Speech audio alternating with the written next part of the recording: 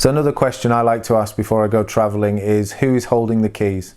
So say for example you get your passport stolen. First question, where do you go? What do you do? How do I sort this situation out?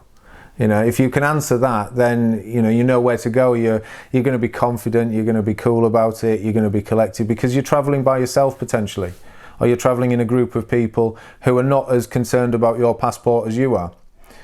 So you have to sort that out for yourself. And if you can answer these questions, you know, who holds the key for me to sort this situation out? If you can answer that before you go, then if potentially something like that does happen, then you know how to deal with that situation. It's going to keep your anxiety low, and your risk for opportunities to take advantage of you low as well. So when you're traveling, I mean, what is actually in your control? And for me, firstly, it's awareness, and it's how aware you are. And I don't mean constantly looking, you know, oh, am I at danger here, or is there a risk here? It's not always about your safety. It's about being aware about things that happen around you. So the good things, the exciting things, are you getting the most out of that experience? You know, don't spend your time looking on your phone when you can look out to a beautiful landscape, or you can walk around a huge cathedral, or, you know, you can have great times in certain places with friends. You know, it's about being aware at the right times and looking at the right things. Secondly is your attitude, and this is really important, because your attitude can make a difference how people interact with you. And if you're feeling comfortable, if you're feeling confident, then you're being yourself. You know, you are yourself. And I think, you know, if you are yourself and you're relaxed, then you get more out of people. You know, be kind and be nice, and you know, it can make a real difference to how people interact with you. Again, you know, learn a few phrases of the language of the country you're going to. Try and interact with people. And, you know, your attitude of being helpful, being wanting to learn, showing an interest, can have a real difference of your experience. And you'll get an enriched experience by doing that. Thirdly, your emotions. And, you know, you need to control yourself. You're not in a secure place. You're probably out of your comfort zone. You're probably in an alien environment that you don't quite understand, and it can be very emotional. Or you can be having an experience that is emotional.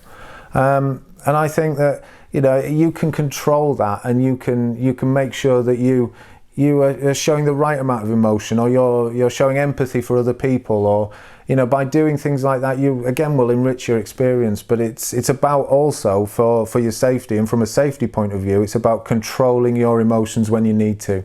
So something detrimental happens, you lose your bag. It's about controlling your emotions. You need to be strong. You need to sort this situation out, and you're in complete control of that. You know, and your possessions.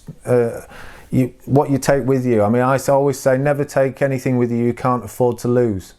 You know, you can replace your phone, you can replace your laptop, you can replace all these things, but what you can't replace are your memories. So I would always say, you know, back up all your photos to the cloud.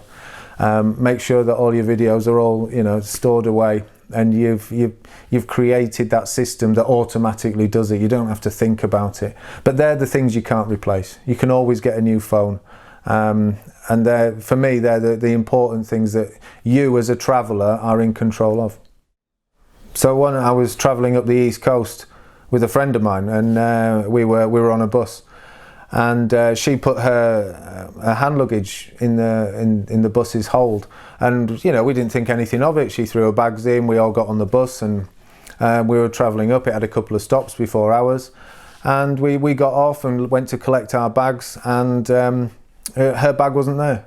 You know, someone on the previous stop had seen a small little rucksack, and probably knew that in that small little rucksack were personal belongings, you know, your camera and all of this kind of stuff, and they'd taken it. And we had no control over, you know, there's no way we could have got anything like that back. There's no way we could have found the person who'd taken it.